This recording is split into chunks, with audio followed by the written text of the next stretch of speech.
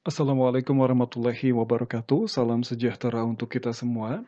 Bapak, Ibu, dan adik-adik, bertemu kembali dalam mata kuliah International Public Health Issues bersama saya Ian, praktisi farmasi tim dari Ibu Susi. Dalam pokok bahasan hari ini dengan judul Prevention and Control of Dengue and Dengue Hemorrhagic Fever.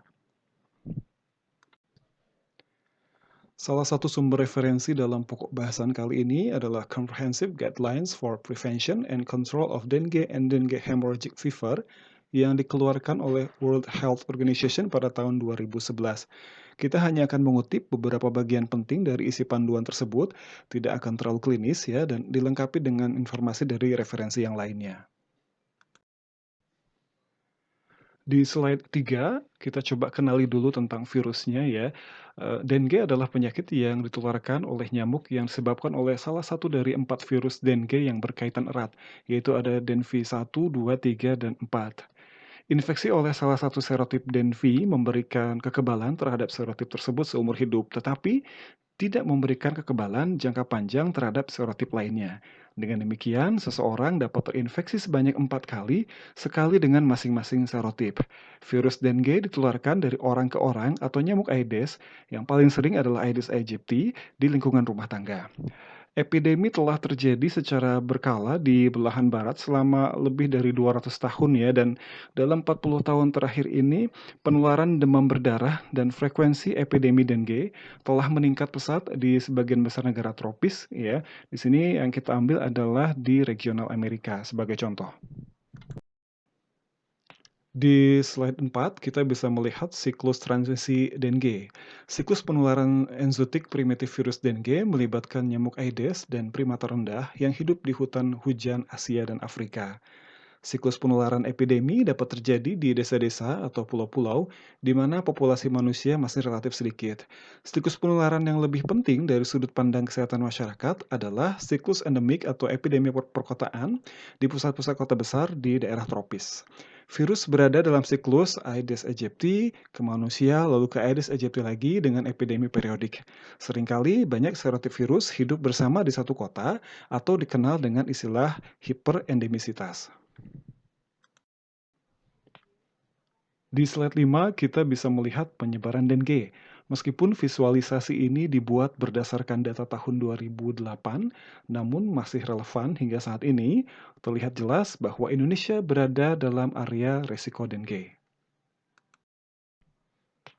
Di slide 6, kita bisa melihat manifestasi infeksi virus dengue, mulai dari yang tanpa gejala dan dengan gejala, yang tidak teridentifikasi dan teridentifikasi dengue fever, yang tidak disertai dan disertai hemorrhagic. Jadi ada juga DHF yang tanpa shock dan juga DHF dengan shock syndrome. Juga sindrom dengue yang lebih luas meskipun ini merupakan manifestasi yang tidak umum atau tidak lazim. Di slide ketujuh kita bisa melihat diagnosis klinis untuk demam berdarah. Ya, demam berdarah klasik ditandai dengan timbulnya demam tinggi akut 3 sampai 14 hari setelah gigitan nyamuk yang terinfeksi. Dari sejumlah gejala yang nampak, gejala akut biasanya berlangsung sekitar 1 minggu. Namun rasa lemah, malaise, dan anoreksia dapat bertahan selama beberapa minggu. Sebagian besar infeksi dengue tidak menghasilkan gejala atau gejalanya sangat minim, terutama pada anak-anak yang tidak punya riwayat infeksi dengue. Komplikasi medis utama dari demam berdarah klasik adalah kejang saat demam ya dan dehidrasi. Di slide 8 dijelaskan bahwa pengobatan demam berdarah ditekankan pada menghilangkan gejala nyeri, mengontrol demam, memberitahu pasien untuk menghindari aspirin dan obat antiinflamasi non-steroid lainnya. Mengapa? Karena obat-obat seperti ini dapat meningkatkan resiko perdarahan, dan yang terakhir adalah mengingatkan pasien untuk minum lebih banyak cairan, terutama saat mengalami demam tinggi. Ya, berlanjut ke slide 9 ya. Di slide 9 kita bisa melihat bahwa beberapa pasien dengan demam berdarah terus berkembang menjadi demam berdarah dengue atau DBD. Ini adalah bentuk demam berdarah yang lebih parah dan terkadang fatal dalam artian menyebabkan kematian. Setelah demam mulai mereda, pasien dapat menunjukkan tanda-tanda peringatan dan tanda-tanda awal shock. Untuk kondisi ini, pasien harus diarahkan untuk kembali ke rumah sakit atau mendapatkan perawatan kesehatan. Di slide 10, WHO membagi DBD ke dalam 4 kriteria. Yang pertama, demam atau riwayat demam terbaru yang berlangsung 2 sampai 7 hari. Yang kedua, manifestasi hemoragik atau menunjukkan perdarahan.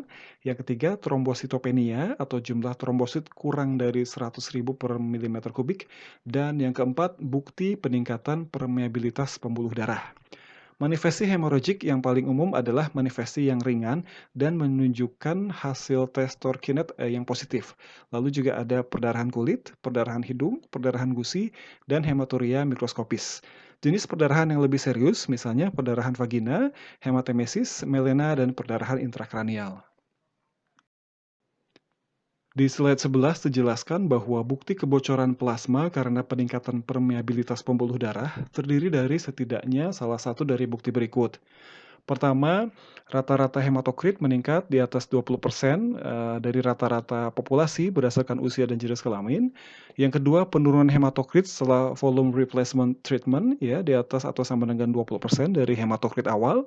Lalu ketiga, adanya efusi pleura dan atau asites yang terdeteksi oleh radiografi atau metode pencitraan lainnya. Dan yang keempat, hipoproteinemia atau hipoalbuminemia ditentukan berdasarkan uji laboratorium. Di slide 12 dijelaskan bahwa WHO ini terus mengevaluasi kembali definisi kasus klinis untuk DB dan DBD. Kenapa? Karena studi dari berbagai negara telah menunjukkan komplikasi yang mengancam jiwa dari demam berdarah ini tidak menunjukkan satu atau lebih dari kriteria DBD. Terlepas dari namanya, fitur penting yang membedakan antara DBD dan DB bukan perdarahan, melainkan kebocoran plasma akibat peningkatan permeabilitas pembuluh darah. Di slide 13 didefinisikan bahwa Dengue Shock Syndrome atau DSS adalah setiap kasus yang memenuhi 4 kriteria untuk DBD dan memiliki bukti kegagalan sirkulasi yang dimanifestasikan oleh pertama, denyut nadi cepat, lemah, dan tekanan nadi sempit, atau kedua, hipotensi, kegelisahan, dan kulit dingin dan lembab. Pasien Dengue dapat dengan cepat berkembang menjadi DSS yang jika tidak ditangani dengan benar dapat menyebabkan komplikasi dan kematian. Tingkat fatalitas di antara pasien dengan DSS biasanya 10% atau lebih, tetapi dengan deteksi dan pengobatan ini biasanya bisa diturunkan hingga kurang dari 1%. Di sini yang perlu difahami, DBD dan DSS dapat terjadi pada anak-anak dan orang dewasa.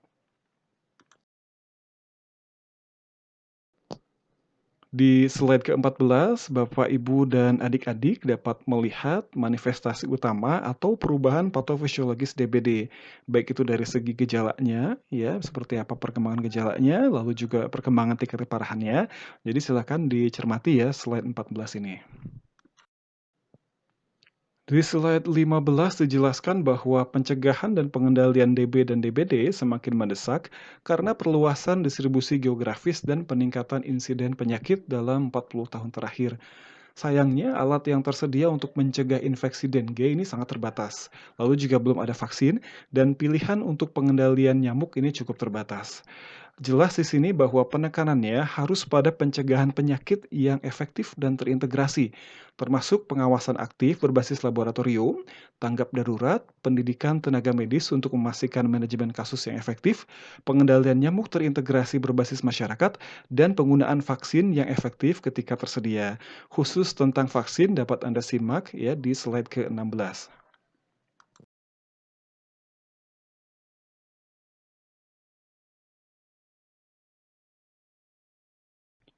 Beralih ke slide 17 tentang program pencegahan penyakit, yang pertama adalah surveillance atau pengawasan penyakit. Tujuannya adalah untuk mendeteksi epidemi sejak dini untuk intervensi tepat waktu, mengukur beban penyakit, memantau tren dalam distribusi dan penyebaran DB dari waktu ke waktu, menilai dampak sosial dan ekonomi dari DB pada masyarakat yang terkena dampak, mengevaluasi efektivitas program pencegahan dan pengendalian, dan memfasilitasi perencanaan dan alokasi sumber daya berdasarkan pembelajaran dari evaluasi program. Di slide ke-18 dijelaskan tentang surveillance atau pengawasan yang sifatnya pasif ya. Surveillance pasif memerlukan laporan kasus dari setiap klinik, dokter swasta, dan pusat kesehatan atau rumah sakit. Namun surveillance pasif untuk DB dan DBD ini memiliki beberapa masalah ya. Saya catat di sini ada dua. Pertama, tidak ada konsistensi dalam standar pelaporan. Beberapa negara hanya melaporkan DBD, sementara yang lain melaporkan DB dan DBD ya. Lalu yang kedua, definisi kasus WHO juga tidak dipatuhi saat melaporkan kasus. Masalah ini menyebabkan underreporting dan overreporting pada akhirnya ini akan melemahkan sistem surveillance. Di slide ke-19 hingga ke-22 akan dijelaskan tentang surveillance aktif ya. Surveillance aktif merupakan komponen penting dari program pencegahan demam berdarah. Selain memantau trennya, surveillance harus memberikan peringatan dini atau kemampuan prediksi penularan epidemi. Jika epidemi dapat diprediksi, penyakit dapat dicegah dengan pengendalian nyamuk. Untuk prediksi epidemi, otoritas kesehatan harus memantau secara akurat penularan di satu komunitas, mengetahui kapan, di mana penularan terjadi, serotipe virus apa yang beredar, dan jenis penyakit apa yang terkait dengan infeksi dengue. Untuk itu, sistem harus aktif dan berbasis uji laboratorium. Ya, ada tiga komponen utama surveillance aktif, yaitu klinik sentinel dan jaringan dokter, yang kedua sistem peringatan demam, dan yang ketiga sistem rumah sakit sentinel. Ini dapat dipelajari di slide 20 hingga 22 ya. Jadi sambil melatih kemampuan berbahasa Inggris, silakan dipelajari karena soal ujian nanti akan dibuat dalam bahasa Inggris.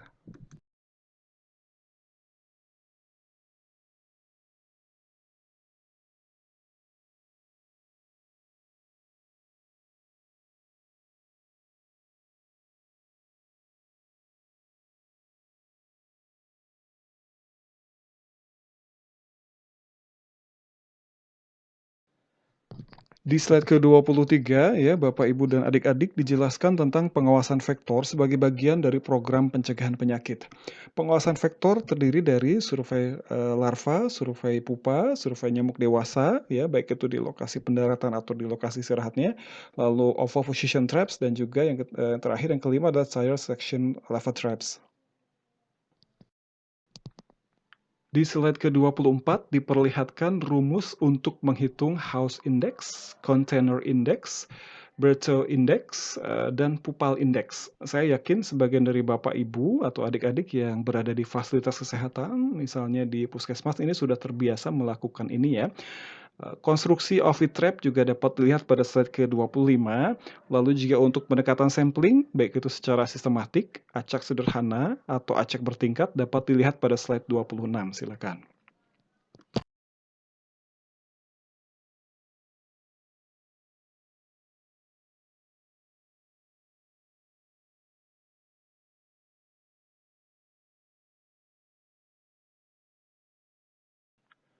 Poin selanjutnya dalam program pencegahan penyakit adalah memantau resistensi insektisida. Di slide 27 dijelaskan bahwa informasi tentang resistensi Aedes aegypti terhadap insektisida sangat penting untuk perencanaan dan evaluasi pengendalian. Selama 40 tahun terakhir, bahan kimia telah banyak digunakan untuk mengendalikan nyamuk dan serangga.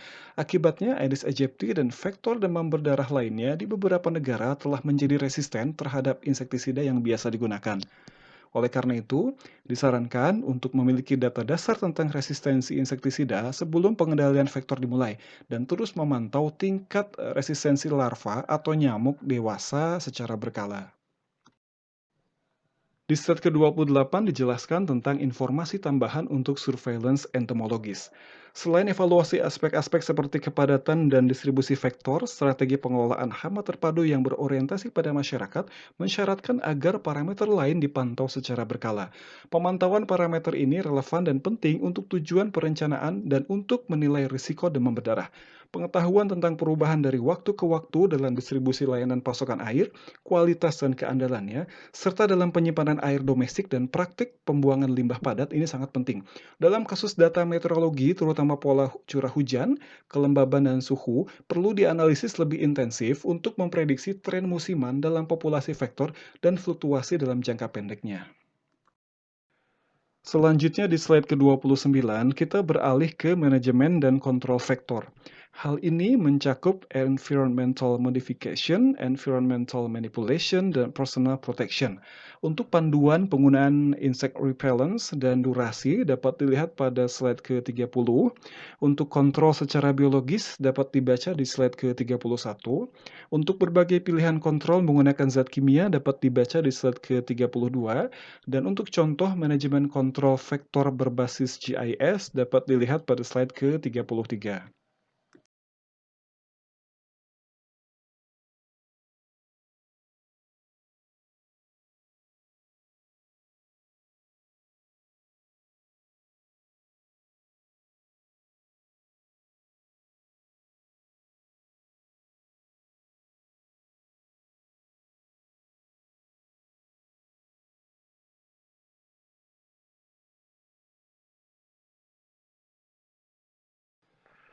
Di slide ke-34 ya, kita akan kupas juga tentang Integrated Factor Management. Walaupun memang tidak akan dibahas secara lengkap di sini karena keterbatasan waktu, jadi silahkan nanti pelajari di file buku panduan yang akan saya share juga ya di e-learning. Yang perlu Anda perhatikan adalah ada 5 elemen kunci dari IVM atau Integrated Factor Management. Secara garis besar di slide ke-35 disebutkan bahwa IVM mencakup Genesis dan Key Elements, Approach, IVM Implementation, IVM Monitoring and Evaluation, dan tentang budgeting. Selengkapnya tentang IVM dapat dipelajari pada file buku panduan ya, terlalu panjang jika harus dipaparkan pada perkuliahan pada kesempatan hari ini. Terakhir pada slide ke-36 hingga 46 diulas tentang Communication for Behavioral Impact atau KOMBI. Bagi Anda yang berminat di PKIP atau Promkes, silakan pelajari lebih lengkap tentang KOMBI di file buku panduan. Pelajari tentang HIC, DARM, and Behavior Adoption, 15 Steps of KOMBI Planning, KOMBI's Integrated Action, Formative Research, Key Steps for Conducting a Formative Research, Objectives, Strategies, and Activities, MACREFS Components, dan Basic Section for a Strategic Implementation Plan.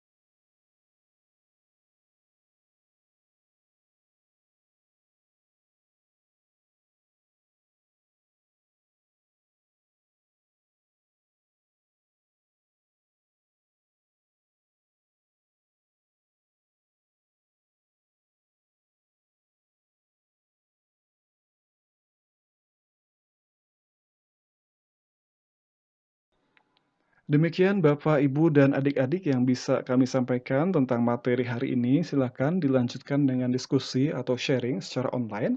Terima kasih. Mohon maaf atas segala kekurangan. Wassalamualaikum warahmatullahi wabarakatuh.